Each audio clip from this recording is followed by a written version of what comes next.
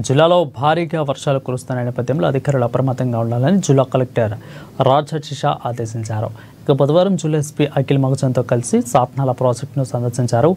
ప్రాజెక్టులో నీటి మట్టాన్ని పరిశీలించి ప్రస్తుత పరిస్థితులపై సమీక్ష నిర్వహించారు. ఎలాంటి అత్యవసర పరిస్థితి తలెత్తినా వెంటనే స్పందించేందుకు సిద్ధంగా ఉండాలని కలెక్టర్ ఆదేశించారు. ప్రజల భద్రత విషయంలో ఎలాంటి లోటుపాట్లు తలెత్తకుండా ముందస్తు చర్యలు తీసుకోవాలని సూచించారు. ఇరిగేషన్ అధికారులు అప్రమత్తంగా ఉండాలని, భారీ వర్షాలు కురిసిన ప్రాంతాలలో ప్రజలకు ఇబ్బంది కలగకుండా ముందస్తు జాగ్రత్తలు తీసుకోవాలని సూచించారు.